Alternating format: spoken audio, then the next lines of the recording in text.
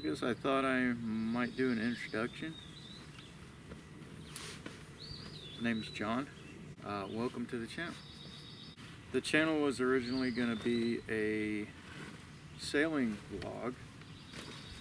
I've been thinking about sailing around the world for the past 8 years.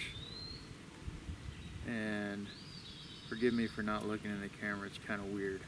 I used to race Santana 20s on Lake Murray in South Carolina when I was a kid, and that's where the name comes from.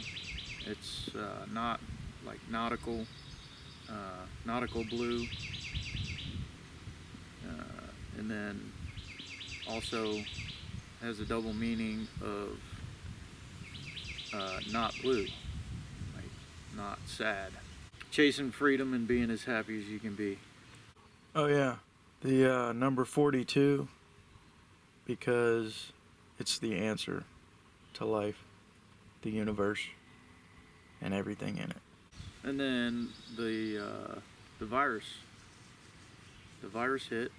I realized that traveling around the world wasn't exactly the prime thing to do. So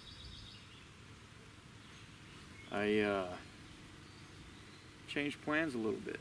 I ended up buying 20 acres here in Tennessee, and now I'm building that cabin. When the world changes your plans for you, just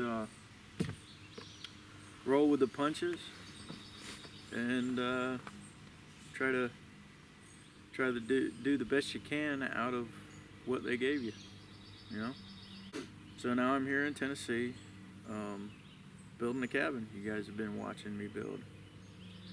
Eventually, I will get out on the ocean. Not exactly sure when, but it's going to be after the cabin's built and after I sell this place. A little bit of history about me. Grew up in Florida and South Carolina, hence the Gators.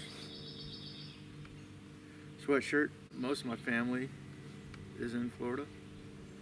Some in Georgia, some in Massachusetts. I got my direct relatives are in Washington right now, and sorry to say. That's good. After I got out of high school, I went in the Marine Corps. I was a heavy equipment operator for 4 years. Ended up going to Mosul, Iraq, during the invasion. Boy, this is weird. It's weird not talking to somebody, talking to a camera instead. There's no feedback. There's nothing. I don't know. It's weird. Got out, went from job to job. I was working at Steel Depot. Got a call from the Marine Corps again while I was on active ready reserve, asking if I wanted to go back to Iraq. And I jumped at the chance because I was only making like $7.25 an hour, which was decent back then. But I would have made a lot more going back to Iraq. So I spent another almost year doing that. Got out again, worked at a warehouse out at the Federal Law Enforcement Training Center in Artesia, New Mexico.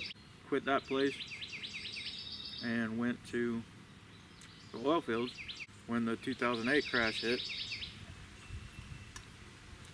They didn't need me anymore. Moved to Tennessee. Went to school to be a radiation protection technologist.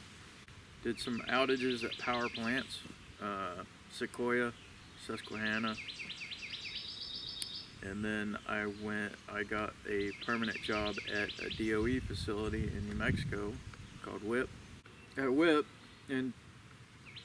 on Valentine's Day, 2014, there was an event that caused us to go into overdrive and took us on nearly 2 years to recover.